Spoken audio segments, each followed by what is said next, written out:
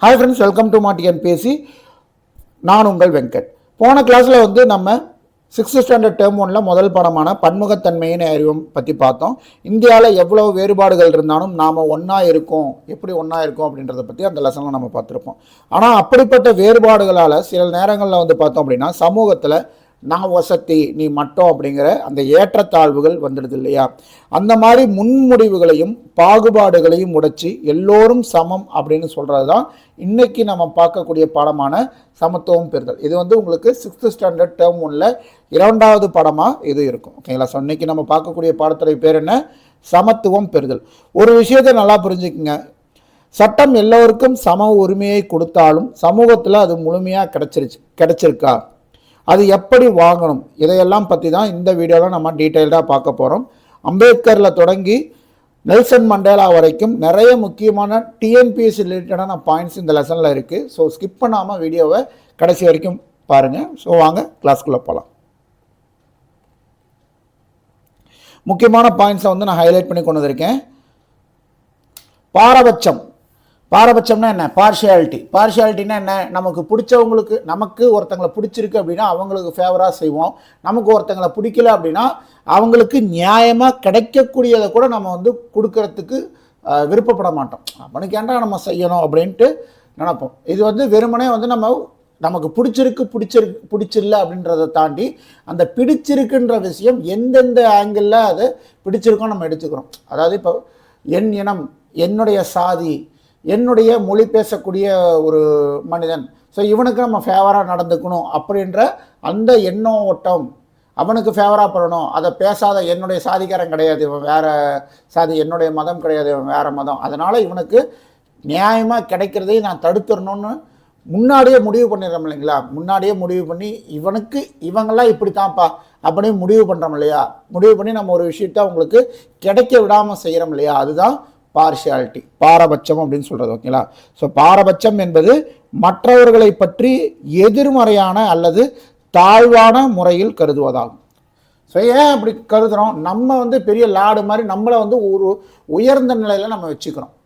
ஓகேங்களா? ஸோ நம்ம என்னமோ பெரிய அப்பர் கிரேடு மாதிரி வந்து நம்மளை தூக்கி உயர்நிலையில் வச்சுக்கிறதும், மற்றவங்கள வந்து அவங்களோட வந்து ஒரு தாழ்வு நிலையில் பார்க்கறதுக்குமான அந்த பார்வை தான். ஓகேங்களா? ஸோ ஒருத்தங்களை வந்து நம்ம இடத்துல இருந்து நம்ம இடம் போட்டோம் அப்படின்னா நமக்கு என்ன மரியாதை கிடைக்கணும்னு நம்ம எதிர்பார்க்குறோமோ அதே மரியாதையை அவங்களுக்கும் நம்ம கொடுப்போம். நம்மளை இருந்து ஒரு தாழ்வான நிலையை அவங்க பார்த்தோம்னாவே அவனுக்கு என்னடா மரியாதை கொடுக்கணும் அப்படின்ற அந்த தவறான எண்ணம் வந்து நம்ம மனசில் வந்துடும். ஓகேங்களா? ஸோ அதுதான் எதிர்மறையான அல்லது தாழ்வான முறையில் மற்றவர்களை கருதுவது. ஓகேங்களா? ஸோ அதுதான் வந்து பாரபட்சம் அப்படின்னு நம்ம சொல்கிறோம். அவர்களை பற்றி அறிந்து கொள்ளாமலேயே, ஓகேங்களா, அவங்கள பற்றி நம்ம ஆப்போசிட் பர்சனை பற்றி முழுசாக தெரிஞ்சிக்காமையே நம்மளா வந்து அவங்கள பற்றின ஒரு ஒப்பீனியனை க்ரியேட் பண்ணிடுறது. உண்மையாகவே வந்து அவன் நம்மளை விட வந்து பெஸ்ட்டாக இருப்பான். ஓகேங்களா? இல்லை வந்து ரொம்ப நல்லவனாக இருப்பான். அவங்ககிட்ட நம்ம பேசி கூட பார்க்க மாட்டோம், பேசி கூட பழகியே பார்த்துருக்க மாட்டோம். ஆனால் அவன் இந்த ஆள், இந்த இது அப்படின்ட்டு ஏதோ ஒரு இதில் வச்சு அவனை ஒரு தராசில் வச்சு நம்மளா வந்து அவன்கிட்ட பழகிறதுக்கு முன்னாடியே நம்மளா அவனை எடை போட்டு பார்க்குறது, எடை போட்டு அவன் ஆக மாட்டான் அப்படின்ட்டு முன்னாடியே முடிவு கட்டிடுறது. மக்கள் தவறான நம்பிக்கைகளையும் கருத்துக்களையும் கொண்டிருக்கும் போது இந்த பாரபட்சம் அப்படின்றது ஏற்படுகிறது. இந்த பாரபட்சம் அப்படின்றது எதனால் ஏற்படுது? முன்முடிவுகளால் ஏற்படுகிறது. இந்த சமூகம் உருவாக்கி வைத்திருக்கக்கூடிய அந்த முன்முடிவுகளின் அடிப்படையில் நம்மளுடைய சிந்தனையும் செயல்படுகிறது. இந்த பாரபட்சம் உருவாவதற்கான காரணங்கள் என்னென்ன காரணத்தினால இந்த பாரபட்சம் அப்படின்றது உருவாகுது?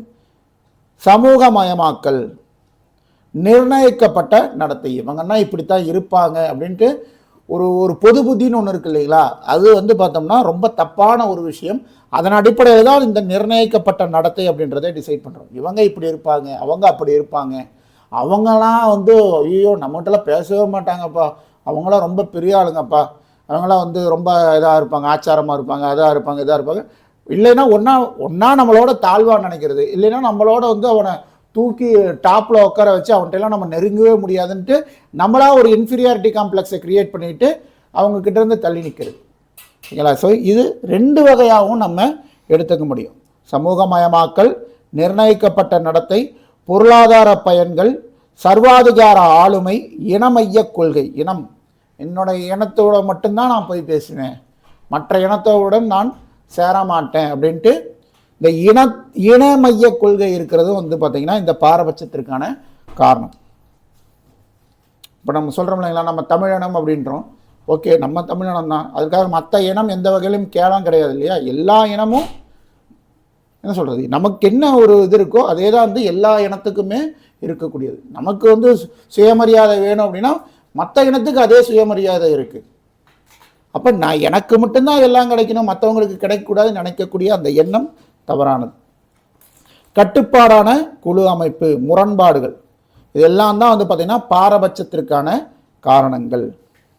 ஒரே மாதிரியான கருத்து, இந்த ஒரே மாதிரியான கருத்து அப்படின்றது ஸ்டீரியோ டைப்னு சொல்லுவாங்க.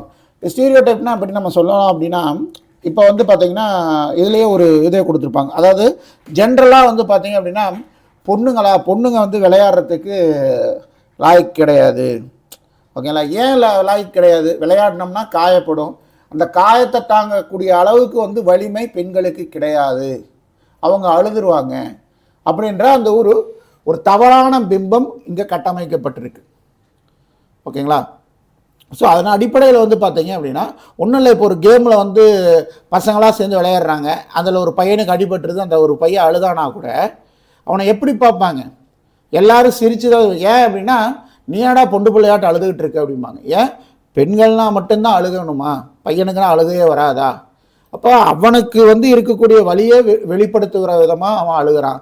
ஆனால் 10 பேர் சேர்ந்து இருக்கும்போது அவனை பார்த்து சிரித்தாங்க அப்படின்னா அவனோட வழியை புரிஞ்சுக்கிட்ட ஒருத்தன் கூட, அவனுடைய ஃப்ரெண்டாக கூட இருக்கட்டும், அவனும் வந்து என்ன பண்ணுவான், என்னடா பண்ணுறது, 10 பேர் சிரிக்கிறான், நான் மட்டும் அவனுக்கு ஆறுதலாக போனேன் அப்படின்னா அப்போ என்ன பண்ணுவாங்க, என்னையும் கார்னர் பண்ணி சிரிக்க ஆரம்பிச்சிருவானுங்கன்ட்டு அவன் என்ன பண்ணுவான், அவனும் அந்த 10 பேரோட சேர்ந்து சிரிப்பான். ஒரே மாதிரியான கருத்து அப்படின்றது உருவாகுது. ஒருத்தருக்கு மாறுபட்ட கருத்து இருந்தாலும் அந்த சமூகம் அதை அப்படி தான் பார்க்குது. ஒரு விஷயத்தை பார்த்து சிரிக்குது அப்படின்னா நம்ம அதுக்குள்ளே ஒரு அங்கமாக இருக்கணும், இல்லைன்னா நம்ம தனியாக தெரியும் அப்படின்ற அந்த ஒரு அடிப்படையில் நம்மளேவும் போய் அதுலேயே ஐக்கியமாயிடுறது. ஓகேங்களா. பாரபட்சமான கருத்து வலுப்பெறும் போது அது ஒரே மாதிரியான கருத்தாக வளர்ச்சி அடைகிறது. குறிப்பிட்ட ஒன்றை பற்றிய தவறான கருத்தோ அல்லது பார்வையோ ஒரே மாதிரியாக அனைவரிடமும் உருவாவது ஒரே மாதிரியான கருத்துருவாக்கம். உதாரணமாக, பெண்கள் விளையாட்டிற்கு உகந்தவர்கள் அல்ல என்பது ஒரே மாதிரியான கருத்துருவாக்கம். இன்றைக்கி அதெல்லாம் அடித்து உடச்சி வந்து பார்த்திங்கன்னா இப்போ பெண்கள், இப்போ கிரிக்கெட்டில் நம்ம எடுத்துக்கிட்டோம்னா பெண்கள் அணி உலகக்கோப்பையே வென்றிருக்கு. ஸோ அதனால் வந்து பெண்கள் விளையாட்டிற்கு உகந்தவர்கள் அல்ல அப்படின்லாம் நம்ம சொல்ல முடியாது. எல்லா துறையிலையும் வந்து இன்றைக்கி பெண்கள் ஆணுக்கு நிகராக சாதிச்சிட்டு இருக்காங்க. இன்னும் நம்ம அந்த பழங்கதை பேசுகிறதுல பிரயோஜனம் கிடையாது.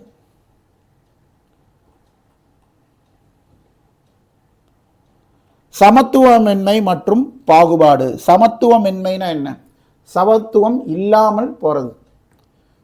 எல்லாரையும் ஒரே தராசில் வச்சு பார்க்கணும், எல்லாரும் சமம் அப்படின்ற அந்த ஒரு கண்ணோட்டத்தில் இல்லாமல் போகிறது தான் சமத்துவமின்மை. சமத்துவமின்மை என்பது ஒருவர் மற்றொருவரை பாகுபாட்டுடன் நடத்துவது, சாதி ஏற்றத்தாழ்வு. இந்த ஏன் வந்து அந்த சமத்துவம் நடத்துறதில்லை அப்படின்னா இந்த சாதிய ஏற்றத்தாழ்வுகள் தான். ஓகேங்களா. என் சாதி வந்து பெரிய சாதி, உன் சாதி சின்ன சாதி அப்படின்ற அந்த சாதிய ஏற்றத்தாழ்வுகள் தான் இந்த சமத்துவமின்மைக்கு மிக முக்கிய காரணமாக இங்கே இருக்குது. ஓகேங்களா. அதுக்கப்புறம் வந்து பார்த்திங்கன்னா மத சமத்துவமின்மை. சாதி சமத்துவமின்மை ஒரு பாகுபாட்டுக்கு ஒரு காரணமாக பார்க்குறோம் அப்படின்னா அதே மாதிரி மதம், என்னுடைய மதம் உயர்ந்த மதம், உன்னுடைய மதம் என்னுடைய மதத்திற்கு நிகரானதல்ல அப்படின்ற அந்த ஒரு ஏற்றத்தாழ்வு. இன வேறுபாடு, அதே மாதிரி வந்து பார்த்திங்கன்னா பாலின வேறுபாடு. நான் ஆம்பளை நீ பொம்பளை, நான் இதெல்லாம் செய்ய முடியும் நீ செய்ய முடியுமா அப்படின்ட்டு அந்த பாலின அடிப்படையில் இருக்கக்கூடிய பாகுபாடுகள். அது சேலரி கொடுக்குற விஷயத்தில் கூட நம்ம எடுத்துக்க முடியும். ஓகேங்களா. ஆம்பளைங்களுக்குலாம் ஒரு சேலரி கொடுப்பாங்க, பொண்ணுங்களுக்குனா ஒரு சேலரி கொடுப்பாங்க. ஆனால் செய்கிற வேலை 2 பேரும் ஒரே வேலை தான் செய்வாங்க. ஓகேங்களா. ஆனால் சேலரியில் மட்டும் வந்து பார்த்திங்கன்னா பெண்களுக்கு அப்படின்னா கொஞ்சம் சேலரி கம்மியாக கொடுப்பாங்க. ஸோ அந்த மாதிரி இங்கே பாலின அடிப்படையிலும் பாகுபாடு அப்படின்றது இருக்குது. இந்த மாதிரி ஏற்றத்தாழ்வுகள் தான் வந்து பார்த்திங்கன்னா இந்த பாகுபாட்டை வளர்க்கக்கூடிய காரணிகளாக இருக்கிறது. இனவெறிக்கு முடிவு கட்டியவர் யார்? தென்னாப்பிரிக்காவின் முன்னாள் அதிபரான நெல்சன் மண்டேலா அவர்கள். தென்னாப்பிரிக்காவில் இருந்த அந்த கருப்பினம் வெள்ளை இனம் நம்ம பார்த்துருப்போம். மகாத்மா காந்தி அவர்களே வந்து பார்த்திங்கன்னா ஓடுற ரயிலிருந்து தள்ளி விட்ட கதையெல்லாம் இருக்கும். ஏன் அவர் பார்க்கறதுக்கு கருப்பாக இருக்கார் அப்படின்னு சொல்லிட்டு ஒரு வெள்ளை இனத்தவர் அவரை ஃபஸ்ட் கிளாஸ்லேருந்து 3rd கிளாஸ் போக சொல்லியிருப்பாங்க. அவர் போகாமல் இருந்திருப்பார். ஃபஸ்ட் கிளாஸ்லேருந்து பெட்டிலேருந்து அவரை ரயிலேருந்து வெளியே தள்ளியே விட்டுருப்பாங்க. ஸோ அந்த அளவுக்கு வந்து பார்த்திங்கன்னா தென்னாப்பிரிக்காவில் அந்த இனவெறி அப்படின்றது தலைவிரிச்சு ஆடிச்சு. அதனால் வந்து பார்த்திங்கன்னா கிரிக்கெட்டில் கூட வந்து பார்த்திங்கன்னா அந்த டீமையே வந்து தடை பண்ணி வச்சுருந்ததெல்லாம் இருந்துச்சு. இப்போ கூட வந்து பார்த்திங்க அப்படின்னா அந்த டீமில் கருப்பினத்தவர்களுக்குன்னு ஒரு இடஒதுக்கீடே வந்து பார்த்திங்கன்னா கிரிக்கெட் டீமுக்குள்ளேயே இருக்குது. நம்ம நாட்டில் அந்த மாதிரி பிரச்சனை கிடையாது. ஆனால் சவுத் ஆஃப்ரிக்காவை பொறுத்த வரைக்கும் டீமுக்குள்ளே பார்த்தீங்கன்னா மினிமம் இத்தனை பேர் கண்டிப்பாக வந்து பார்த்திங்கன்னா அந்த கருப்பினத்தவர்கள் அந்த டீமுக்குள்ளே இருக்கணும் அப்படின்ற அந்த இடஒதுக்கீடே வந்து பார்த்திங்கன்னா டீமுக்குள்ளேயே கொண்டு வந்துருப்பாங்க. விளையாட்டுக்குள்ளேயே அந்த இடஒதுக்கீடு அப்படின்றது கொண்டு வந்துருப்பாங்க. ஓகேங்களா? அந்த இனவெறிக்கு முடிவு கட்டியவர் யாருன்னு பார்த்தீங்கன்னா தென்னாப்பிரிக்காவின் முன்னாள் அதிபரான நெல்சன் மண்டேலா அவர்கள் 27 வருஷம் சிறை தண்டனை பெற்றிருந்தார். ஓகேங்களா? 27 ஆண்டுகள் சிறை வாழ்க்கைக்கு பின் 1990 தான் வந்து அவர் விடுதலை ஆகிறாரு. இவர் தான் வந்து பார்த்திங்கன்னா தென்னாப்பிரிக்காவில் இருந்த இனவெறிக்கு முடிவு கட்டியவர். தென்னாப்பிரிக்காவில் உலக அளவில் அமைதி நிலவவும் மனித உரிமைகளுக்கான போராட்டத்தின் முன்னோடியாகவும் திகழ்ந்தவர் நெல்சன் மண்டேலா அவர்கள்.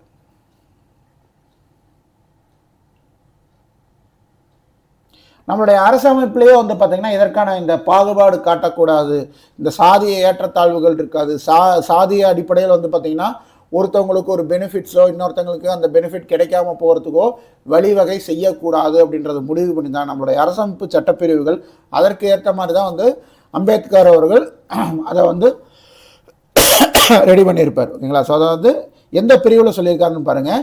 குடிமக்களுக்கு எதிராக மதம், இனம், சாதி, பாலினம், பிறப்பிடம் என்ற அடிப்படையில் பாகுபாடு காட்டக்கூடாது என்று இந்திய அரசியலமைப்பு சட்டப்பிரிவு 15 உட்பிரிவு 1 படி அறிவுறுத்துகிறது.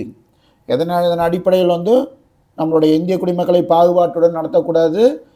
மதத்தின் அடிப்படையிலோ, இனத்தின் அடிப்படையிலோ, சாதி அடிப்படையிலோ, பாலினத்தின் அடிப்படையிலோ, பிறப்பிடம் அடிப்படையிலோ, ஓகேங்களா, பிறப்பிடத்தின் அடிப்படையிலோ எந்த ஒரு பாகுபாடும் யாரிடமும் காட்டக்கூடாது அப்படின்ட்டு ஆர்டிகல் 15 உட்பிரிவு 1 சொல்லுது. சாதி பாகுபாடு. இந்தியாவில் சமத்துவமின்மை மற்றும் பாகுபாட்டிற்கான மிக முக்கிய காரணம் என்ன? சாதி முறை தான். ஓகேங்களா? இந்த சாதி முறை அப்படின்றது எப்போ வந்துச்சு? இந்த வர்ணாசிரம முறையிலேருந்து, மனுஸ்மிருதி சொல்லக்கூடிய அந்த வர்ணாசிரம முறையிலேருந்து வந்தது. என்ன மாதிரி அந்த வர்ணாசிரம முறை சொல்லியிருக்கும் உங்களுக்கு? பிராமணர், அதுக்கப்புறம் வந்து பார்த்திங்கன்னா சத்திரியர், வைசியர், சூத்திரர், அதற்கப்புறம் வந்து பார்த்திங்கன்னா பஞ்சமர் அப்படின்ற மாதிரி உங்களுக்கு அந்த பாகுபாடு இருந்திருக்கும். ஸோ இதற்கு முன்னாடி காலத்திலே வந்து பார்த்திங்கன்னா வரலாற்றிலே வந்து பார்த்திங்கன்னா உங்களுக்கு தொழில் அடிப்படையில் வந்து பார்த்திங்கன்னா இந்த பிரிவு வந்து இருந்திருக்கும். அதெல்லாம் ஒழிச்சு தான் வந்து பார்த்திங்கன்னா இன்றைக்கான அந்த நடைமுறை இருக்குது. அப்படி இருந்தும் அரசமைப்பு சட்டப்பிரிவுகள் அந்த அளவுக்கு வந்து அந்த மாதிரி இந்த பாகுபாடு காட்டக்கூடாதுன்ற விஷயத்தில் அந்த அளவுக்கு கடுமையாக இருந்துமே வந்து பார்த்திங்கன்னா இன்றைக்கும் இந்த விஷயங்கள் ஆங்காங்கே நடந்துகிட்டு இருக்கு. ஸோ அப்போ இந்தியாவில் இந்த சமத்துவமின்மைக்கு மிக முக்கிய காரணமாக இருக்கக்கூடிய விஷயம் எதுன்னு பார்த்திங்கன்னா இந்த சாதி முறை அப்படின்றது.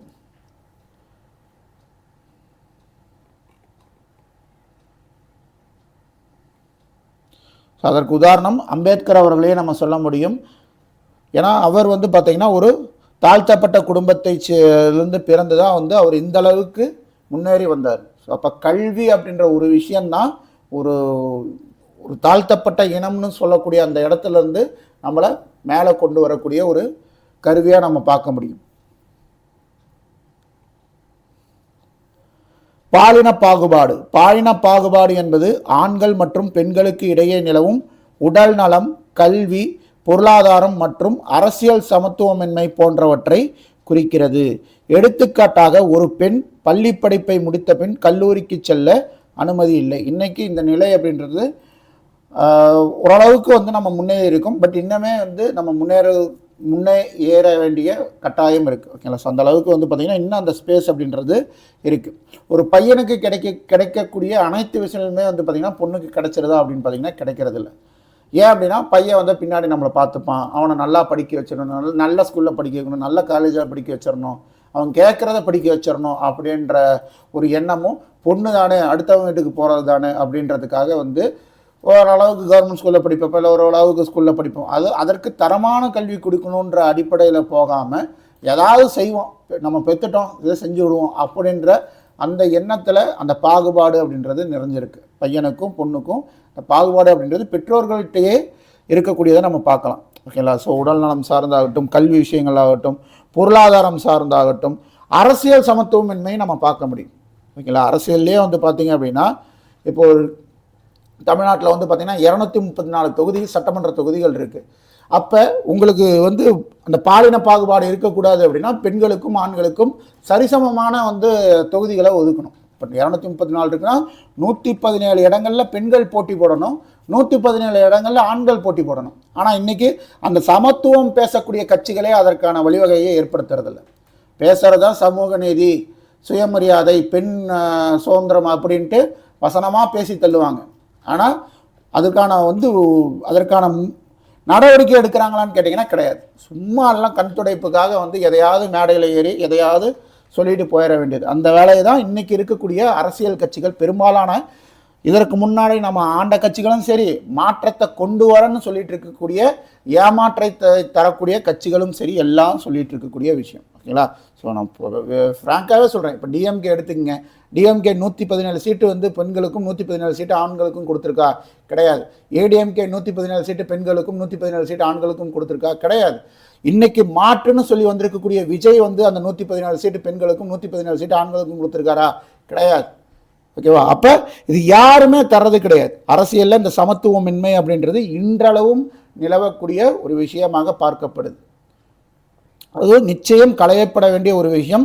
ஸோ இப்போ கூட வந்து பார்த்தீங்கன்னா அந்த நாரி சக்தி அப்படின்ற அந்த பெண்கள் மசோதா, 33% இடஒதுக்கீடு மசோதா நேற்று வந்து பார்த்துருப்பீங்க. அது வந்து பார்த்திங்கன்னா உங்களுக்கு அந்த மசோதா அப்படின்றது தோல்வி அடைஞ்சிருக்கு. ஓகேங்களா? ஸோ அது வந்து பார்த்திங்கன்னா பல்வேறு காரணங்கள் சொல்லுவாங்க. அது கேட்டாங்கன்னா அதற்கான வழிவகை இருந்தது, பட் அது வேற ஒரு விஷயத்தோட தொகுதி மறுவரையோட சேர்ந்து வந்ததுனால நாங்கள் எதிர்த்தோம் அப்படின்ட்டு. இங்கே எல்லாத்துலேயுமே அரசியல் அப்படின்றது நிறைஞ்சிருக்கு. ஓகேங்களா? எதுலேயுமே அரசியல் இல்லாமல் இல்லை, எல்லாத்துலேயும் இந்த பாலிடிக்ஸ் அப்படின்றது நிறைஞ்சிருக்கு. கொண்டு வந்தவங்ககிட்டையும் பாலிடிக்ஸ் இருக்குது, அதை மறுத்து அதை வந்து தோல்வியடைய செஞ்சவங்ககிட்டையும் அரசியல் இருக்குது. இதனால் பாதிக்கப்படுறது யாருன்னு பார்த்தீங்கன்னா பெண்கள் தான். ஸோ இன்றைக்கி அந்த விஷயம் நடந்துருந்துச்சு அப்படின்னா, அந்த 33%க்கான அந்த மசோதா, பெண்கள் இடஒதுக்கீடு மசோதா நடந்துருந்துச்சுன்னா பெண்களுக்கு இந்த அரசியல் சமத்துவம் அப்படின்றது கிடச்சிருக்கும். ஆனால் நேற்று வந்து பார்த்திங்கன்னா அது டிஎம்கே, காங்கிரஸ் இவங்கெல்லாம் வந்து பார்த்திங்கன்னா ஆப்போசிஷன் பார்ட்டியாக இருந்து அதை தோல்வி அடைகிறதுக்கு ஒரு காரணமாக இருந்திருக்காங்க. அதுக்கு அவங்க சொல்லக்கூடிய காரணங்கள் அப்படின்றது வேறையாக இருக்குது. அதை பட்டாசு வெடிச்செல்லாம் கொண்டாடுறாங்க. அதெல்லாம் பார்க்குறதுக்கே ரொம்ப கொடுமையாக இருக்கக்கூடிய ஒரு விஷயமாக பார்க்கப்படுது. ஸோ அந்த மாதிரி பாலின பாகுபாடு அப்படின்றது இன்றளவும் நிதர்சனத்தில் இருக்கக்கூடிய உண்மை. ஸோ நம்ம தாழ்த்தப்பட்ட இனத்திலிருந்து நம்ம சொல்கிறோம் இல்லைங்களா, டாக்டர் B.R. அம்பேத்கர் வந்தாருன்ட்டு. அவர் வந்து பார்த்திங்கன்னா எவ்வளவு கஷ்டத்தை ஃபேஸ் பண்ணியிருப்பார். இன்றைக்கே வந்து இன்றளவும் அந்த பிரச்சனை இருக்குது. அப்படிங்கும்போது அவர் காலகட்டத்தில் அவர் எந்த அளவுக்கு அந்த அடக்குமுறைகளை அவர் ஃபேஸ் பண்ணியிருப்பான்றதை நம்ம இமேஜின் பண்ணி பார்க்க முடியும். அந்த ஸ்டேஜில் இருந்து அவ்வளவு கஷ்டத்தையும் தாண்டி அவர் வந்து சாதிச்சிருக்காரு. நம்ம இன்னைக்கு கிட்டத்தட்ட 1950 வெளிவந்த இந்திய அரசியலமைப்பு சட்ட புத்தகத்தை அந்த இதோடைய சிற்பியாக நம்ம யாரை செலிப்ரேட் பண்ணுறோம்? அம்பேத்கர் அவர்களை தான் செலிப்ரேட் பண்ணுறோம். அப்போ அப்பேற்பட்ட ஒரு ஒரு வழிகாட்டியான சட்ட புத்தகத்தை தயார் செய்து கொடுத்தவர் யார்? Doctor B.R. அம்பேத்கர். அப்போ மன வலிமை எந்த அளவுக்கு அவருக்கு இருக்கணுன்றதை முடிவு பண்ணிக்கணும். இவர் பாபா சாஹேப் என பிரபலமாக அழைக்கப்படுகிறார்.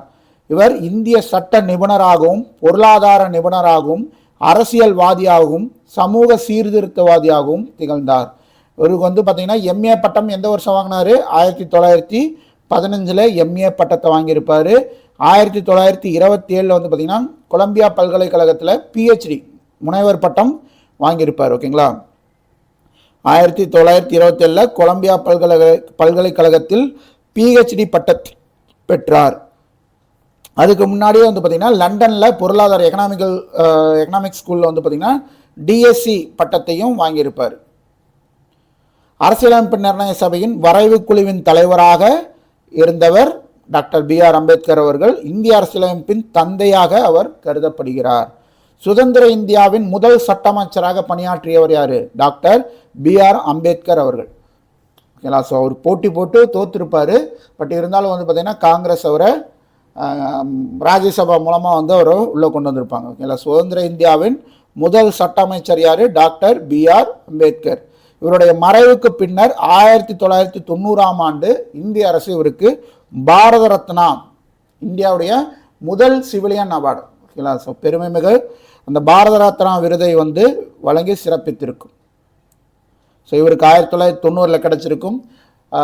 டாக்டர் அப்துல் கலாம் ஐயா அவர்களுக்கு வந்து பார்த்தீங்க அப்படின்னா 1997 பாரத ரத்னா அவார்டு கொடுத்துருப்பாங்க. ஸோ அவங்கெல்லாம் வந்து பார்த்திங்கன்னா நமக்கு வந்து எந்த ஒரு இடத்துல நம்ம துவண்டு இருந்தாலும் அந்த இடத்துலேருந்து பவுன்ஸ் பேக் பண்ணி நம்ம அச்சீவ் பண்ணக்கூடிய விஷயத்தை செய்ய முடியும் அப்படின்ட்டு நமக்கு உணர்த்தக்கூடிய மனிதர்கள் இவர்கள் எல்லாமே. ஓகேங்களா. ஸோ அம்பேத்கர் ஆகட்டும், ஐயா அப்துல் கலாம் ஐயா ஆகட்டும், இவங்க எல்லாமே நமக்கு ஒரு மிகப்பெரிய ஒரு நம்ம கண் முன்னாடி வாழ்ந்து நம்ம பார்த்த மனிதர் அப்துல் கலாம் ஐயா. ஸோ அவரெல்லாம் ஒரு மிகப்பெரிய ஒரு மோட்டிவேஷனாக நம்ம எடுத்துக்க முடியும்.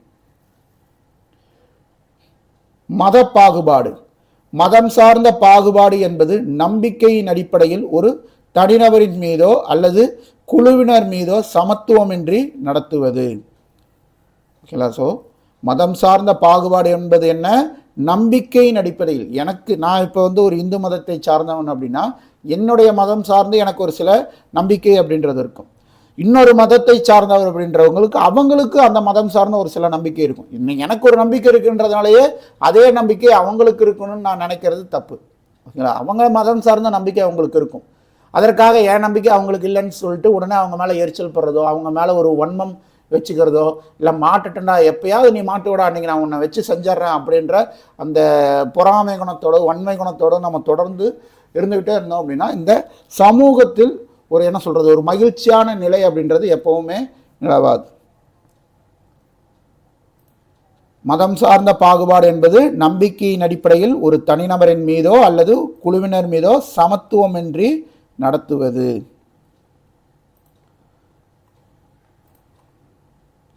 சமத்துவமின்மை மற்றும் பாகுபாட்டினை நீக்குவதற்கான தீர்வுகள். இந்த பிரச்சனையை, இந்த சமத்துவமின்மை அப்படின்ற பிரச்சனையை நீக்கிறதுக்கு என்னென்ன தீர்வு இருக்கு?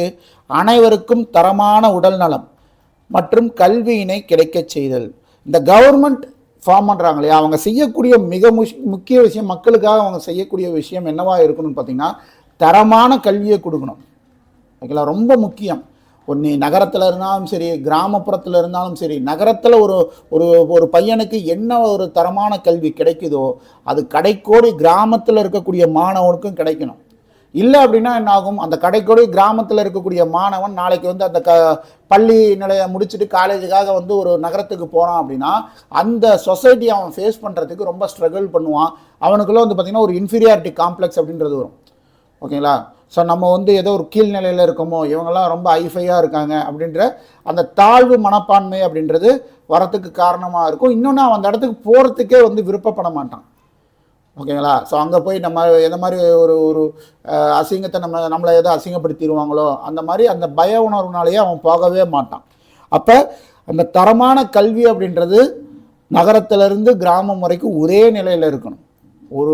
ஒரு தனியார் கல்வி நிறுவனங்களால் தரக்கூடிய கல்வியை அரசு வந்து வழங்கணும். அதுதான் அரசுடைய தலையாய கடமை. ஆனால் இங்கே எப்படி இருக்குது சூழ்நிலை? அரசு கல்வியை மாணவர்கள் வேணாம், பெற்றோர்கள் வேணான்னு முடிவு பண்ணிட்டு தனியார் கல்வி நோக்கி போகிறதுக்கான காரணம் என்ன? அப்போ இங்கே அந்த கல்வி அப்படின்றது அரசால் கொடுக்கப்படக்கூடிய கல்வி அப்படின்றது அந்த ஸ்டாண்டர்டில் இல்லை. நாளைக்கு என் பையன் வந்து இந்த மாதிரி கவர்மெண்ட் ஸ்கூலில் படிச்சுட்டு போனான் அப்படின்னா அவன் எப்படி ஃபேஸ் பண்ணுவான் அப்படின்ற அந்த பெற்றோருடைய பயம் தான் இதற்கு காரணம். அந்த பயத்தை போக்க வேண்டியது அரசுடைய கடமை. நீங்கள் தனியார் கல்வி நிறுவனங்களே மொத்தமாக க்ளோஸ் பண்ணிவிடுங்க. எதுக்கு தனியார் கல்வி நிறுவனம்? ஒரு அரசுடைய கடமை என்ன? கல்வியை இலவசமாக அனைத்து மக்களுக்குமே கொடுக்கணும். அந்த மாநிலம்னா அந்த மாநிலத்துடைய அரசு அந்த மாநிலத்தில் இருக்கக்கூடிய அனைத்து மக்களுக்குமே வந்து பார்த்திங்கன்னா அந்த தரமான கல்வியை இலவசமாக கொடுக்கணும். மருத்துவம், உடல் நலம் சார்ந்த மருத்துவத்தை வந்து நீங்கள் ஃப்ரீயாக கொடுக்கணும். அதை விட்டுட்டு வந்து 8000 ரூபா கூப்பனை கொடுக்குறேன், 10,000 ரூபாய்க்கு ஃப்ரிட்ஜை கொடுக்குறேன், 10,000 ரூபா பிச்சையாக போடுறீங்க. இதெல்லாம் வந்து நீங்கள் கொடுக்க வேண்டிய விஷயத்தை கரெக்டாக கொடுத்தீங்கன்னாவே மக்களே வந்து பார்த்திங்கன்னா தனக்கான அந்த பொருளாதாரத்தை அவன் பெருக்கிப்பான். ஓகேங்களா. இன்றைக்கி தனியார் கல்வி நிறுவனங்களில் வாங்கக்கூடிய ஃபீஸ் அப்படின்றது அந்த அளவுக்கு இருக்குது. ஏன் அவ்வளோ கொடுத்தும் போகிறான்? ஏன் அவ்வளோ கொடுத்து பெற்றோர்கள் அந்த ஸ்கூலில் சேர்க்குறாங்க? அப்போ இங்கே தனியாரில் தான் வந்து பார்த்தீங்கன்னா அந்த கல்வி அப்படின்றது குவாலிட்டியாக இருக்குது, அரசே கொடுக்கறது இல்லை அப்படின்ற பயம் தான். அந்த பய உணர்வை போக்கி நீங்கள் கொடுத்தீங்க அப்படின்னா அப்போ அவன் கட்டுற லட்ச லட்சமாக கட்டுறான் இல்லையா, அது அவனுக்கு பொருளாதாரம் தானே. அதை மிச்சம் பண்ணி அவனுடைய வாழ்க்கை தரத்தை அவன் பெருக்க முடியும்ல. அதை விட்டுட்டு வந்து அவ்வளவு தரேன், இவ்வளவு தரேன், பஸ்ஸுக்கு தரேன், அதை தரேன், மாதம் 1000 ரூபா தரேன், 1500 தரேன், 2500 தரேன்ட்டு எதுக்கு இவ்வளவு விஷயங்கள் செய்கிறீங்க? இதெல்லாம் பேசினோம்னா வந்து ஓகே சாரி ஓகே. அனைவருக்கும் தரமான உடல் நலம் மற்றும் கல்வியினை கிடைக்கச் செய்தல். தற்போதைய பாலின பாரபட்சத்தை பற்றி தெரிந்து கொள்ளுதல். பாலின ஏற்றத்தாழ்வுகளை அகற்றுவதற்காக பெண்களின் திறனை வெளிப்படுத்துறதுக்கான அந்த சந்தர்ப்பத்தை கிரியேட் பண்ணி தரணும். பெண்களுடைய திறன்களை வெளிப்படுத்துவதற்கான அந்த கிரவுண்டை ரெடி பண்ணி தரணும். அப்போ தான் பெண்கள் இன்னும் அவங்க இருக்கக்கூடிய நிலையிலேருந்து மேலே மேலே மேலே மேலே வர முடியும். மற்ற மதங்களை பற்றி தெரிந்து கொள்ளும் வெளிப்படையான மனநிலையை வளர்த்துக்கணும். இல்லை என் மதம் தான் பெஸ்ட்டு அப்படின்ட்டு நீங்கள் உங்கள் மனசில் ஃபிக்ஸ் பண்ணிட்டீங்க அப்படின்னா அப்படியே தான் இருக்கணும். இல்லை எல்லாருக்குமே அவங்கவுங்க மதம் அப்படின்றது பெஸ்ட்டு தான். ஆனால் அதற்காக மற்ற மதம் எந்த ஒரு வகையிலையும் வந்து நம்ம மதத்திலிருந்து தாழ்ந்தது கிடையாது. அதையும் நம்ம தெரிஞ்சுக்கணும். அப்போ என்ன பண்ணணும், மற்ற மதங்களை பற்றி நம்ம தெரிஞ்சுக்கணும், அவங்களுடைய கல்ச்சர் என்னன்றதை நம்ம புரிஞ்சுக்கணும். அப்போ தான் அந்த சகிப்புத்தன்மை அப்படின்ற ஒரு விஷயம் இங்கே வரும். பலதரப்பட்ட மக்களிடம் இணங்கி இருக்கணும்னா அந்த மத சகிப்புத்தன்மை அப்படின்ற ஒரு விஷயம் இருந்துச்சுன்னா தான் மற்றவன்ட்ட நம்ம மதத்தவரிடம் நாம் இணங்கி போக முடியும். இல்லைன்னா தேவையில்லாமல் மனசுக்குள்ளே ஒரு வன்மத்தை வச்சுக்கிட்டே தான் வந்து நாள்தோறும் நம்ம பயணப்படுற மாதிரி இருக்கும். சட்டங்களை முறையாக நடைமுறைப்படுத்துதல். இப்போ இதற்காக வந்து தீண்டாமைக்காகவோ இல்லை இந்த மாதிரி சாதி இன அடிப்படையில் வந்து பாகுபாடு காட்டக்கூடாதுலாம் சட்டம் இருக்குது, சட்டப்பிரிவுகள் சொல்லுது, அதற்கான சட்டங்கள் இயற்றப்பட்டிருக்கு. ஆனால் அது முறையாக நடைமுறைப்படுத்தணும். அப்படி நடைமுறைப்படுத்தினா தான் நீங்கள் என்ன காரணத்துக்காக அந்த சட்டப்பிரிவுகளை கொண்டு வந்தீங்களோ அது பயன்படும். இல்லைன்னா வந்து சும்மா வந்து ஏட்டு சுரைக்காய் கறிக்கு உதவாதுன்ற மாதிரி ஏட்ட அளவில் மட்டும்தான் அது இருக்கும். எழுத்தறிவு விகிதம் அதிகமாக இருக்கக்கூடிய மாவட்டங்கள் என்னென்ன, குறைவாக இருக்கக்கூடிய மாவட்டங்கள் என்னென்ன அப்படின்ட்டு 2011 ஒரு சென்சஸ் கணக்கெடுப்பு எடுத்திருக்காங்க. அதன் அடிப்படையில் இதை நம்ம பார்க்குறோம். அதற்கப்புறம் 2011 அப்புறம் இந்த மாதிரி சென்சஸ் எதுவுமே கண்டக்ட் பண்ணலை. ஓகேங்களா? அப்போ எழுத்தறிவு விகிதம் 2011 ஆண்டு கணக்கெடுப்பின் பிரகாரம் அதிகமாக இருக்கக்கூடிய மாவட்டங்கள் என்னென்ன? முதல் இடத்துல கன்னியாகுமரி மாவட்டம் இருக்குது, 92.14% அடிப்படையில் கன்னியாகுமரி தான் தமிழ்நாட்டில் முதல் மாவட்டமாக இருக்குது. இரண்டாவது மாவட்டமாக சென்னை இருக்குது, 90.33%. இரண்டாவது இடம் சென்னை. மூன்றாவது இடம் தூத்துக்குடி, 86.52%. இந்த டேபிள் ரொம்பவே முக்கியம். நிறைய எக்ஸாமில் டிஎன்பிஎஸ்சியில் இந்த இதை வந்து பொறுத்துக்கலாம், மேட்ச் த ஃபாலோவிங்ன்ற மாதிரி கொஸ்டின்ஸ் கேட்டிருக்காங்க. ஸோ அதனால் ரொம்ப இம்பார்ட்டன்ட் டேபிள் இது. ஓகேவா? ஸோ இதுவும் சரி. இதற்கு பின்னாடி இந்த பாலின விகிதம் ஒரு டேபிள் கொடுத்துருப்பாங்க. அந்த 2 டேபிளுமே ரொம்ப முக்கியம், நோட் பண்ணிக்கோங்க. தூத்துக்குடியில் 86.52%, நீலகிரியில் வந்து பார்த்தீங்க அப்படின்னா 85.65% எழுத்தறிவு விகிதம் பெற்றவர்கள் இருக்கிறார்கள். ஓகேங்களா? இதெல்லாம் அதிகமாக இருக்கக்கூடிய மாவட்டங்கள். இதுவே எழுத்தறிவு விகிதம் குறைவாக இருக்கக்கூடிய மாவட்டங்கள் எதுன்னு பார்த்தீங்கன்னா தருமபுரி. பாலின விகிதத்திலும் தருமபுரி தான் இருக்கிறதுலே கம்மியாக இருக்கும், எழுத்தறிவு விகிதத்திலையும் தருமபுரி தான் குறைவாக இருக்கக்கூடிய மாவட்டம். தருமபுரி மாவட்டத்தில் 64.71% தான் எழுத்தறிவு விகிதம் பெற்றிருக்கிறார்கள். அரியலூரில் அதற்கு அடுத்த நிலை 71.99%. விழுப்புரம் 72.08%. ஆனால் இந்த இடத்துல இருந்து, இந்த விழுப்புரம் மாவட்டத்திலிருந்து வந்த உதயகுமார் அவர்கள் தான் இந்தியாவுடைய ரூபாய்க்கான சின்னத்தை உருவாக்கியவர். ஓகேங்களா? அடுத்தது கிருஷ்ணகிரி மாவட்டத்தில் 72.41%. இதெல்லாம் எழுத்தறிவு விகிதம் குறைவாக இருக்கக்கூடிய மாவட்டங்கள். தருமபுரி, அரியலூர், விழுப்புரம், கிருஷ்ணகிரி. இருக்கிறதுலே லோயஸ்ட் தருமபுரி, இருக்கிறதுலே ஹையஸ்ட் எழுத்தறிவு விகிதம் கன்னியாகுமரி. ஓகேவா?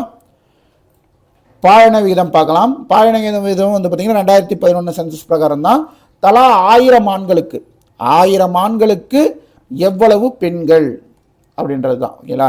ஸோ நீலகிரியில் 1000 ஆண்களுக்கு 1041 பெண்கள் இருக்காங்க. அப்போ 41 பெண்கள் அதிகமாகவே நீலகிரியில் இருக்காங்க. ஓகேங்களா? அதிகமாக இருக்கக்கூடிய மாவட்டங்கள் எது? நீலகிரி மாவட்டம். 41 பெண்கள் 1041 பெண்கள் இருக்காங்களா? அப்போ 1000க்கு கணக்கு பார்த்தோம் அப்படின்னா 41 பெண்கள் அதிகமாக இருக்கிறார்கள். தஞ்சாவூரில் 1031, அப்போ 31 பெண்கள் அதிகமாகவே இருக்காங்க. நாகப்பட்டினத்தில் 1025, அப்போ 25 பெண்கள் அந்த அளவுக்கு மீறியே இருக்காங்க. அந்த ஈக்குவல் அப்படின்ற ரேஷியோவுக்கு மேலேயே 25 பெண்கள் நாகப்பட்டினத்தில் இருக்காங்க. தூத்துக்குடி திருநெல்வேலியில் 1024 பேர் இருக்காங்க. 1024 பேர் இருக்காங்க. குறைவாக இருக்கக்கூடிய மாவட்டங்கள், பாலின விகிதத்தில் குறைவாக இருக்கக்கூடிய மாவட்டங்கள் என்னென்ன? தருமபுரி, சேலம், கிருஷ்ணகிரி, ராமநாதபுரம். இதில் இந்த கிருஷ்ணகிரியும் தருமபுரியும் நம்ம முன்னாடியும் பார்த்துருப்போம். இங்கே பாருங்கள், எழுத்தறிவு விகிதத்துலேயும் தருமபுரி தான் இருக்கிறதுலே லோயஸ்ட்டு. கிருஷ்ணகிரியும் பார்த்துருப்போம். இங்கேயும் அதே தருமபுரி கிருஷ்ணகிரி மாவட்டங்கள் இருக்குது. ஓகேங்களா? இருக்கிறதுலே அதுலேயும் லோயஸ்ட்டு தருமபுரி தான், இதுலேயும் லோயஸ்ட்டு தருமபுரி தான். ஸோ தருமபுரியில் 1000 ஆண்களுக்கு 946 பெண்கள் தான் இருக்காங்க. அப்போ எவ்வளோ ஷார்ட்டேஜ்? 54 பேர் பெண்கள், 54 பெண்கள் ஷார்ட்டேஜாக இருக்காங்க. சேலத்தில் 954, கிருஷ்ணகிரியில் 956, ராமநாதபுரத்தில் 977 பெண்களும் இருக்காங்க. இந்திய அரசியலமைப்பு மற்றும் சமத்துவம். நம்மளுடைய அரசியலமைப்பிலேயே அதற்கான சட்டப்பிரிவுகள் இருக்குன்னு நான் சொல்லியிருப்பேன். ஸோ அதில் 14வது சட்டப்பிரிவு, அடிப்படை உரிமைகளில் வரக்கூடிய சட்டப்பிரிவு 14வது சட்டப்பிரிவு, சட்டத்திற்கு முன் அனைவரும் சமம். ஓகேங்களா? சட்டத்திற்கு முன்னாடி அனைவரும் சமம். இந்த சட்டத்திற்கு முன் அனைவரும் சமம் அப்படின்ற இந்த கோட்பாட்டை யார் வந்து சொன்னது?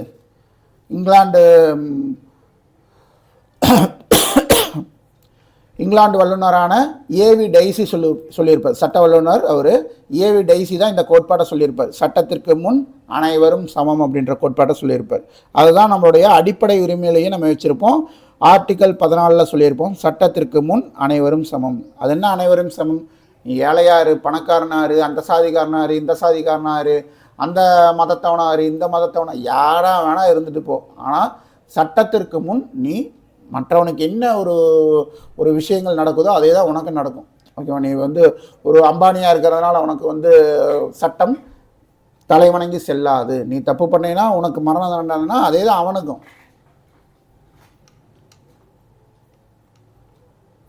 அரசியலமைப்பு என்பது விதிகள் மற்றும் ஒழுங்குமுறையின் சட்ட வடிவமைப்பு. ஓகேங்களா? விதிகள் மற்றும் ஒழுங்குமுறைகளின் சட்ட வடிவமைப்பு தான் நம்முடைய அரசியலமைப்பு அப்படின்றது. இதன்படிதான் ஒரு நாடு நிர்வகிக்கப்படும்.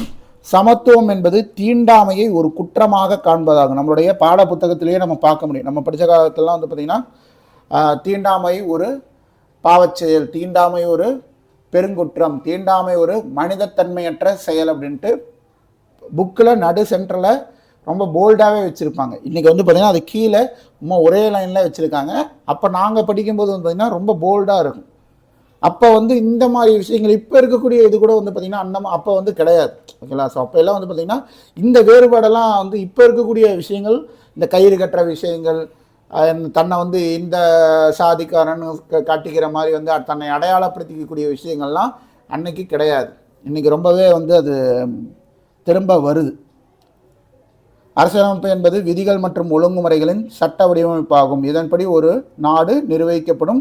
சமத்துவம் என்பது தீண்டாமையை ஒரு குற்றமாக காண்பதாகும்.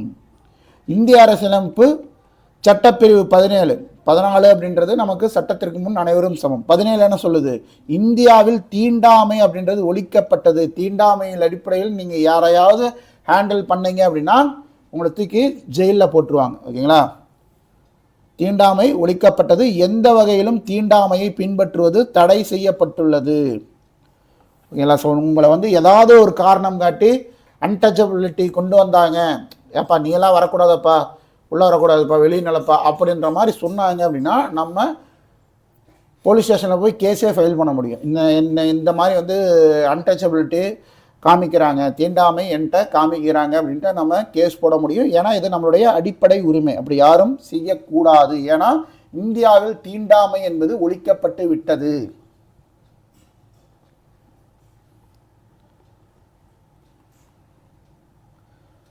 சாதனையாளர்களாக நம்ம பார்க்கக்கூடியது யாரை பார்க்குறோன்னு பாருங்கள். டாக்டர் ஏபிஜே அப்துல் கலாம் ஐயா அவர்கள். ஓகேங்களா? அப்துல் கலாம் ஐயா 1931ஆம் ஆண்டு ராமேஸ்வரத்தில் இஸ்லாமிய குடும்பத்தில் பிறந்தவர். அவர் வாழ்ந்த காலம் அப்படின்றது 1931 2015 வரைக்கும். ஒரு மிகப்பெரிய ஒரு ரோல் மாடல் இவர். அவுல் பகீர் ஜெய்னலாப்தீன் அப்துல் கலாம் ராமேஸ்வரத்தில் இஸ்லாமிய குடும்பத்தில் பிறந்தவர். எப்படி நம்ம திருவள்ளுவரை வந்து ஒரு மதத்தை சார்ந்தவராக நம்ம வந்து சொல்றது இல்லையா? ஏன்னா அவர் எல்லாருக்கும் பொதுவானவர் அப்படின்னு நம்ம திருவள்ளுவரை சொல்றோம். ஏன் அப்படின்னா அவர் சொன்ன கருத்துக்கள் அப்படின்றது ஒரு ஒரு மதத்துக்கானது கிடையாது, இங்கே வாழக்கூடிய உலக மக்களுக்கானது. அந்த மாதிரி தான் வந்து பார்த்தீங்கன்னா அப்துல் கலாம் ஐயா வந்து நம்ம ஒரு முஸ்லீம், ஒரு இஸ்லாமியர் அப்படின்ட்டு ஒரு குறுகிய வட்டத்துக்குள்ளே அடைக்கக்கூடாது. அவர் அனைத்து மதத்திற்குமான ஒரு மனிதர் தான் அவர். ஓகேங்களா? அவுல் பகீர் ஜெய்னலாப்தீன் அப்துல் கலாம் ராமேஸ்வரத்தில் இஸ்லாமிய குடும்பத்தில் பிறந்தார். இவர் இந்தியாவின் 11வது குடியரசுத் தலைவராக பணியாற்றினார். இருக்கக்கூடிய இத்தனை குடியரசுத் தலைவர்களையும் மக்களின் குடியரசுத் தலைவர் அப்படின்ற பெயர் எடுத்த ஒரே மாமனிதர் அப்துல் கலாம் ஐயா தான். ஓகேங்களா? மக்களின் குடியரசுத் தலைவர் என்று அன்புடன் இன்றளவும் வந்து மக்களால் நினைவு கூறப்படுபவர். இவர் ராமநாதபுரத்தில் பள்ளி படிப்பினையும் திருச்சி செயின்ட் ஜோசப் கல்லூரியில் பட்டப்படிப்பினையும் முடித்தார். சென்னை தொழில்நுட்ப கல்லூரியில் விண்வெளி பொறியியல் படிப்பிற்கு பிறகு பாதுகாப்பு ஆராய்ச்சி மற்றும் மேம்பாட்டு நிறுவனத்தில் சேர்ந்தார். அவருடைய பள்ளி படிப்பு எங்கே முடித்தார்? ராமநாதபுரத்தில். அவர் பிறந்த இதில் வந்து பார்த்திங்கன்னா ராமநாதபுரத்தில் அவருடைய பள்ளி படிப்பினை முடித்திருப்பார். காலேஜ் வந்து பார்த்திங்கன்னா உங்களுக்கு திருச்சியில் இருக்கக்கூடிய செயின்ட் ஜோசப் காலேஜில் வந்து அப்போ டிகிரி வந்து கம்ப்ளீட் பண்ணியிருப்பார். அதுக்கப்புறம் வந்து பார்த்திங்கன்னா சென்னையில் இருக்கக்கூடிய தொழில்நுட்ப கல்லூரியில் வந்து பார்த்திங்கன்னா விண்வெளி பொறியியல் படிப்பிற்கு பிறகு பாதுகாப்பு ஆராய்ச்சி இஸ்ரோவில் ஒர்க் பண்ணதை நம்ம பார்த்துருப்போம். இளமை காலத்தில் அப்துல் கலாமின் குடும்பம் வறுமையில் வாடியது. ஸோ அதனால் அவருடைய குடும்பத்துக்கு உதவி செய்யும் விதமாக அவர் என்ன செஞ்சிருப்பார்? நியூஸ் பேப்பர், சைக்கிளில் நியூஸ் பேப்பர் போட்டு அவர் படிச்சிருப்பார். நம்ம இன்றைக்கி சொல்கிறோம் கொஞ்சம் ப்ரெஷர் இருந்துச்சுனாவே நம்ம என்ன சொல்கிறோம்? எனக்கு அந்த பிரச்சனை இருக்குது, இந்த பிரச்சனை இருக்குது, அதனால் என்னால் படிக்க முடியல, என்னால் கான்சன்ட்ரேட் பண்ண முடியல, எனக்கு வந்து மைண்டு டைவர்ட் ஆகுது, புத்தகத்தை எடுத்து வைக்கிறேன் ஆனால் பிரச்சனை மைண்டில் ஓடுதுன்ட்டு. இவங்க சந்திக்காத பிரச்சனையை நம்ம சந்திச்சிருப்போமா அப்படின்ட்டு ஒரு நொடி நம்ம சிந்திச்சோம்னா போதும், இது எல்லாமே நமக்கு இருக்கக்கூடிய பிரச்சனைலாம் ஒரு பிரச்சனையே கிடையாது, ஒரு பொருட்டே கிடையாதுன்ட்டு தூர தூக்கி போட்டுட்டு நம்ம வந்து எதை நம்ம லட்சியமாக மைண்டில் ஃபிக்ஸ் பண்ணியிருக்கோமோ அதை நோக்கி ஓட முடியும். நமக்கு ஒரு லட்சியம் இல்லை அப்படிங்கும்போது தான் இந்த மாதிரி டைவர்ஷன் இல்லாமல் இந்த மாதிரி இடர்பாடுகள் எல்லாமே நம்ம மேலே ஆக்கிரமிப்பு செய்யும். நம்மளுடைய லட்சியத்தில் நம்ம உறுதியாக தெளிவாக இருந்தோம் அப்படின்னா நமக்கு வரக்கூடிய பிரச்சனைகளை நம்ம உதறி விட்டுட்டு போயிட்டே இருக்க முடியும். அது யாராக வேணா இருக்கட்டும், ஒரு ஹவுஸ் ஒய்ஃபாக இருக்கட்டும், வேலைக்கு செல்லக்கூடியவராக இருக்கட்டும், யாராக வேணா இருக்கட்டும். ஏன்னா இப்போ இருக்கக்கூடிய சூழ்நிலை அப்படின்றது 1931 பிறந்த மனிதருக்கு இன்னுமே கடுமையாக இருந்திருக்கும். அப்போ பொருளாதார ரீதியாகவும் வந்து பார்த்திங்கன்னா இந்தியா ரொம்பவே சிரமத்தில் இருந்த காலகட்டம். அப்படி இருந்தே வந்து ஒரு மனிதர் இந்த அளவுக்கு மேலே ஏறி வந்து உலக அளவில் இந்தியாவுக்கு ஒரு பெருமையாக நிற்க முடியுது அப்படின்னா நம்மளால் ஏன் முடியாது?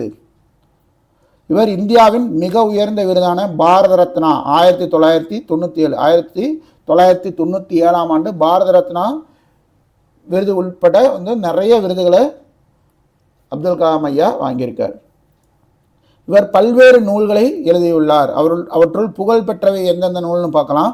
இந்தியா 2020, ஏன்னா இந்தியா 2020 இந்தியா ஒரு வல்லரசு நாடாக மாறிவிடும் அப்படின்ற அவருடைய கனவை தான் வந்து பார்த்தீங்கன்னா இந்தியா 2020 புக்லேயே எழுதியிருப்பார்.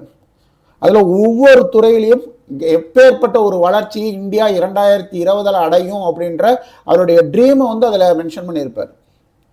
ஓகேங்களா? அந்த புக் அப்படின்றது உங்களுக்கு 2000 வெளியே வந்திருக்கும். 1999 இந்த புக்கு வந்திருக்கும். அப்போ கிட்டத்தட்ட ஒரு 20 வருஷம் கழிச்சு இந்தியா எப்படி இருக்கும் அப்படின்ற அந்த தொலைநோக்கு பார்வையை ஒவ்வொரு துறை வாரியாகவும் அந்த இந்தியா 2020 புக்கில் மென்ஷன் பண்ணியிருப்பார். அக்னி சிறகுகள், எழுச்சி தீபங்கள், தி லுமினஸ் பார்க், மிஷன் இந்தியா, இதெல்லாமே வந்து அப்துல் கலாம் ஐயா அவர் எழுதின நூல்கள். அவரது சிறந்த பணியால் இந்தியாவின் ஏவுகணை மனிதர் என்று சிறப்பிக்கப்படுகிறார். அதற்கப்புறம் விஸ்வநாதன் ஆனந்த், செஸ்ஸில் வந்து கிங்கு. நம்மளுடைய இந்தியாவுடைய செஸ்ஸுக்கு வந்து முதல் அடையாளமாக நம்ம யாரை சொல்கிறோம்? விஸ்வநாதன் ஆனந்த் தான் சொல்கிறோம். இன்றைக்கி நம்ம வந்து நிறைய பேர் குகேஷ் சொல்கிறோம். அதுக்கப்புறம் வந்து பார்த்திங்கன்னா இன்னொரு பெயர் படேன், டக்குன்னு பேர் ஞாபகத்துக்கு வரல. இந்த மாதிரி நிறைய பேர்த்த சொல்கிறோம். ஸோ அப்போ முதன்மையாக இருந்தவர் யாருன்னு பார்த்திங்கன்னா விஸ்வநாதன் ஆனந்த் தான். விஸ்வநாதன் ஆனந்த் சென்னையில் ஒரு நடுத்தர குடும்பத்தில் பிறந்தார். அவரது தாயார் சதுரங்க விளையாட்டில் ஆர்வம் அதிகம் கொண்டிருந்தபடியால் ஆனந்திற்கும் 5 வயதிலேயே சதுரங்க விளையாட்டை கற்றுக் கொடுத்தார். எத்தனை வயசுலேயே விஸ்வநாதன் ஆனந்த் ப்ளே பண்ண ஸ்டார்ட் பண்ணார். 5 வயசுலேயே ஸ்டார்ட் பண்ணிட்டார். ஓகேங்களா? அதுவே அவரது எதிர்கால வாழ்க்கையில் சதுரங்க வீரராக திகழ அடிப்படையாக அமைந்தது.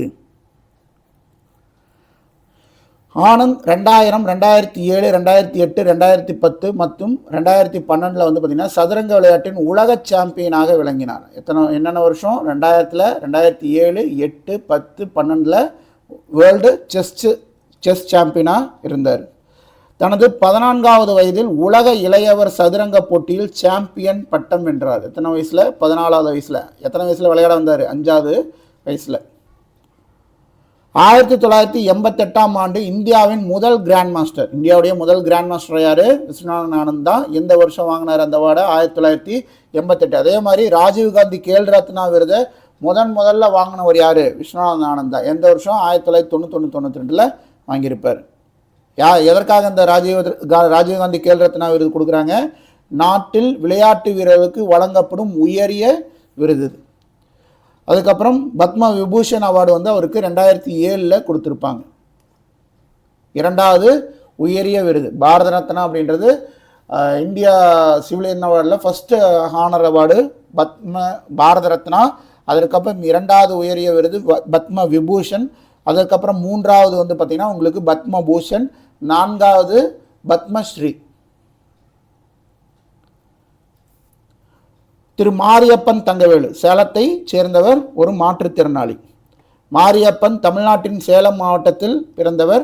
இவரது தாயார் தனிநபராக இருந்து செங்கல் சூளையில் வேலை செய்தும் காய்கறிகள் விற்பனை செய்தும் நாள் ஒன்றுக்கு 100 ஊதியம் பெற்று இவரை வளர்த்தார்.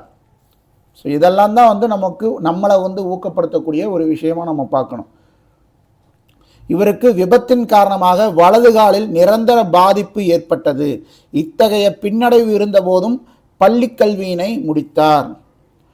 இவர் நான் பிற மாணவர்களை விட வேறுபாடு கொண்டவன் என நினைத்ததில்லை என கூறுகிறார். 2016 வந்து பார்த்திங்கன்னா ரியோ பாராலிம்பிக் மாற்றுத்திறனாளிகளுக்காக நடத்தப்படக்கூடிய இந்த ரியோ பாராலிம்பிக் இதில் வந்து பார்த்திங்கன்னா ஆண்கள் உயரம் தாண்டுதல் போட்டியில் 1.89 மீட்டர் உயரம் தாண்டி தங்கப்பதக்கத்தை வென்றவர். ஓகேங்களா? இந்தியாவின் தங்க மகன் கூட அப்போ அவங்க சொல்லிட்டு இருந்தாங்க. ஸோ இவருடைய இவருடைய பயோகிராஃபியை கூட வந்து பார்த்திங்கன்னா ஐஸ்வர்யா ரஜினிகாந்த் அவர்கள் ஒரு திரைப்படமாக எடுக்கிறதுக்கு முயற்சி பண்ணிட்டு இருந்தாங்க. அது என்னாச்சு அப்படின்றது தெரியல. ஃபர்தராக தங்க மகன் அப்படின்ற பேர்லேயே எடுக்கிறதுக்கு அதை முயற்சி பண்ணிட்டு இருந்த மாதிரி ஞாபகம். செல்வி சே இளவழகி கேரம் சாம்பியன். சே இளவழகி சென்னை வியாசர்பாடி பகுதியில் உள்ள ஏழ்மையான குடும்பத்தை சார்ந்தவர். இவருடைய அப்பா யார்? ஒரு ஆட்டோ டிரைவர். 2008 வந்து பிரான்ஸுடைய கேன்ஸ் நகரில் வந்து தனது முதல் கேரம் சாம்பியன் பட்டத்தை வென்றவர். அதே ஆண்டில் தேசிய கேரம் சாம்பியன் போட்டியில் முந்தைய உலக சாம்பியனான ரேஷ்மி குமாரி யாரை தோற்கடித்தார்? முந்தைய உலக சாம்பியனான ரேஷ்மி குமாரியை தோற்கடித்து தேசிய கேரம் சாம்பியன் பட்டத்தை வென்றவர். ஸோ அவ்வளோதான், இதோட இந்த பாடம் முடிவடையுது. புக் பேக் ஆன்சர்ஸ் நம்ம பார்த்துடலாம். ஓகேங்களா? ஸோ அதுக்கு முன்னாடி ஒரு ரீகேப் மாதிரி பார்த்துக்கலாம். பாரபட்சம் அப்படின்றது என்ன? மற்றவர்களை பற்றி நம்ம எதிர்மறையாக கருதுறது தான். ஓகேங்களா? ஸோ எதிர்மறையாகவும் நம்மளை விட தாழ்வான முறையிலும் கருதுறது தான் பாரபட்சம் உருவாவதற்கான ஒரு காரணமாக இருக்குது. ஒரே மாதிரியான கருத்து அப்படின்றது என்ன? ஸ்டீரியோ டைப் நம்ம சொல்கிறோம் இல்லையா? ஏதாவது ஒன்றை பற்றி தவறான கண்ணோட்டம் அல்லது கருத்து, அப்படியே ஒரு குரூப்பாகவே அந்த மாதிரி ஒரு தவறான கண்ணோட்டத்தை ஒரு பர்டிகுலர் விஷயத்து மேலே வச்சிருக்கிறது. பாகுபாடு என்பது மக்களின் மீது ஏற்படுத்தி கொள்ளும் தவறான செயல். பாகுபாடானது நிறம், வர்க்கம், மதம், பாலினம் போன்றவற்றின் அடிப்படையில் ஏற்படுவதாகும். பாகுபாடு எந்தெந்த அடிப்படையில் நம்ம காட்டுறோம்? நிறத்தின் அடிப்படையில், வெள்ளை இனம், கருப்பினம் அப்படின்ற அடிப்படையில் காட்டுறதா இருக்கட்டும், வர்க்கத்தின் அடிப்படையில் காட்டுறதா இருக்கட்டும், மதத்தின் அடிப்படையில் காட்டுறதா இருக்கட்டும், பாலினத்தின் அடிப்படையில் காட்டுறதா இருக்கட்டும், இதெல்லாமே பாகுபாடுகள் தான். சமத்துவமின்மை மற்றும் பாகுபாடுக்கான மிகவும் முக்கிய காரணம் சாதி. இல்லை, சாதி தான் சமத்துவமின்மைக்கும் பாகுபாட்டிற்கும் மிக முக்கிய காரணம். பாலின பாகுபாடு என்பது ஆண்களுக்கும் பெண்களுக்கும் இடையேயான சுகாதாரம், கல்வி, பொருளாதாரம் மற்றும் அரசியல் ஏற்றத்தாழ்வுகளை குறிக்கிறது. மத பாகுபாடு என்பது மக்களின் நம்பிக்கையின் அடிப்படையில் ஒரு தனிநபரையோ அல்லது குழுவினரையோ சமத்துவமின்றி நடத்துவதுதான் மத பாகுபாடு. இந்த பாடம் முடிவடைஞ்சு. புக் பேக் ஆன்சர்ஸ் பார்த்தலாம். பின்வருவனற்றில் எது பாரபட்சத்திற்கான காரணம் அல்ல? நம்ம ஒரு 7 காரணிகள் பார்த்துருப்போம். அதில் சமூகமயமாக்கல் ஒரு காரணம், பொருளாதார நன்மை, அதிகாரத்துவ ஆளுமை, இதெல்லாமே நம்ம காரணமாக பார்த்துருப்போம். புவியியல் வந்து ஒரு பாரபட்சத்திற்கான காரணம் கிடையாது. ஓகேங்களா, காரணம் அல்ல தான் கேட்டிருக்காங்க. அப்போ புவியியல் என்பது தான் சரியான பதில். பாலின அடிப்படையில் நடத்தப்படும் பாகுபாடு குறிப்பிடுவது என்ன? பாலின பாகுபாடு தான். பாலின அடிப்படையில் நடத்தப்படும் பாகுபாடு பாலின பாகுபாடு. பாலின அடிப்படையிலான ஒத்த கருத்து உருவாதல் பெரும்பாலும் சித்தரிக்கப்படுவது எதில்? திரைப்படத்தில் சித்தரிப்பாங்க, விளம்பரத்தில் சித்தரிப்பாங்க, தொலைக்காட்சி தொடர்களில் சித்தரிப்பாங்க. ஒன்றும் இல்லை, இப்போ நம்ம ஒரு ஆடே எடுக்கிறோம்னு வச்சுங்க. ஆடு நீங்கள் டிவியில் பாருங்கள், ஒரு வாஷிங் மிஷினு இல்லைன்னா வந்து ஒரு பாத்திரம் விளக்குற மாதிரி ஒரு ஒரு ஒரு ப்ராடக்ட்டுக்கு விளம்பரம் வருதுன்னா அந்த விளம்பரத்தில் நடிக்கக்கூடியது யாராக இருப்பாங்கன்னு பாருங்கள், பெண்களை வச்சு தான் நடிப்பாங்க. ஓகேங்களா, பெண்கள் தான் அந்த ஆடில் நடிச்சிருப்பாங்க. ஏன் பெண்கள் மட்டும்தான் பாத்திரம் விளக்கணுமா? பெண்கள் மட்டும்தான் துணி துவைக்கணுமா? இல்லை, ஒன்றும் இல்லை, இப்போ பாத்ரூம் கழுவக்கூடிய விளம்பரமாகட்டும், ஹார்பிக்கை தூக்கிட்டு அப்பா வந்துடுவார், ஆனால் அதை வாங்கி கழுவக்கூடிய இடத்துல யாரை காமிப்பாங்க? ஒரு பெண்ணை தான் காமிச்சிருப்பாங்க. அப்போ இந்த பாலின அடிப்படையெல்லாம் ஒத்த கருத்து உருவாவதற்கு காரணமாக இருக்கக்கூடியவர்கள் யார்? இந்த விளம்பரங்கள். ஓகேங்களா, விளம்பரத்துலேயும் அதே தான், திரைப்படத்துலேயும் அதே தான், தொலைக்காட்சி தொடர்கள் சீரியல்ஸ்லேயும் இதே மாதிரி விஷயங்கள் தான் நம்ம பார்க்க முடியும். அப்போ இவை அனைத்துமே இதற்கான காரணங்கள்.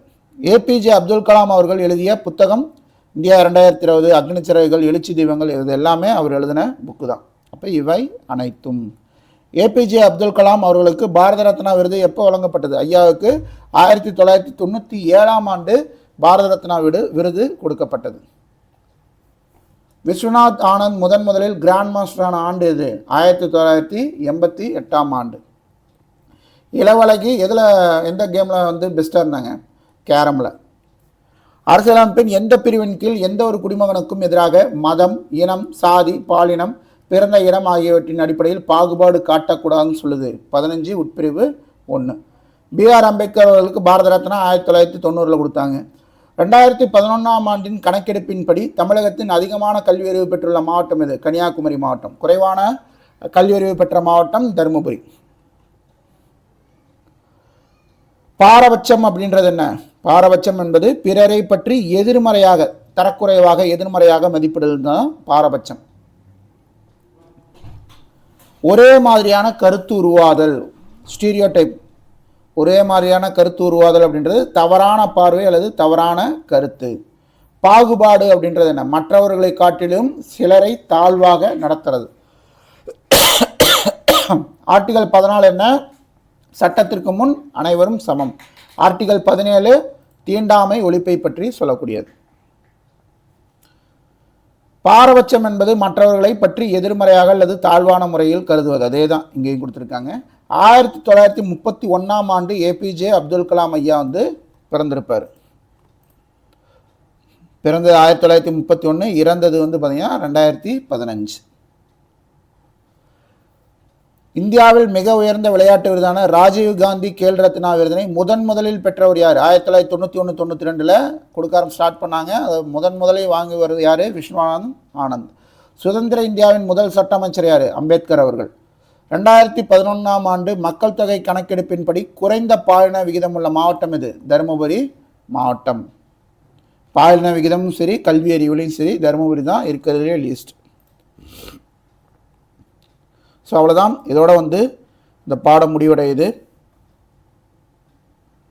ஸோ இந்த சமத்துவம் பெறுதல் பாடம் மூலமாக சமூகத்தில் இருக்கக்கூடிய அந்த ஏற்றத்தாழ்வுகளை நம்ம அரசியலமைப்பு சட்டம் எப்படி சரி செய்யுது அப்படிங்கிறத தெளிவாக புரிஞ்சிட்டு இருந்திருப்பீங்க.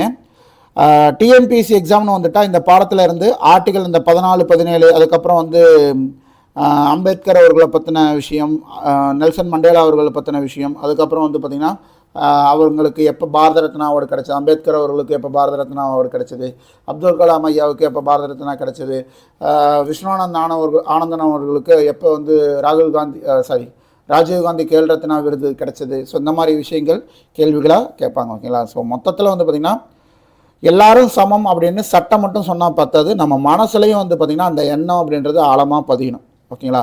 ஸோ இந்த லெசனை பொறுத்த வரைக்கும் ஒன்று தான், எதையும் மனப்பாடம் பண்ணாமல் கான்செப்டாக புரிஞ்சு படிங்க. கான்செப்டாக புரிஞ்சு படிச்சிங்க அப்படின்னா எப்போயுமே இந்த மாதிரி விஷயங்கள் நம்ம மனசில் இருக்கும்.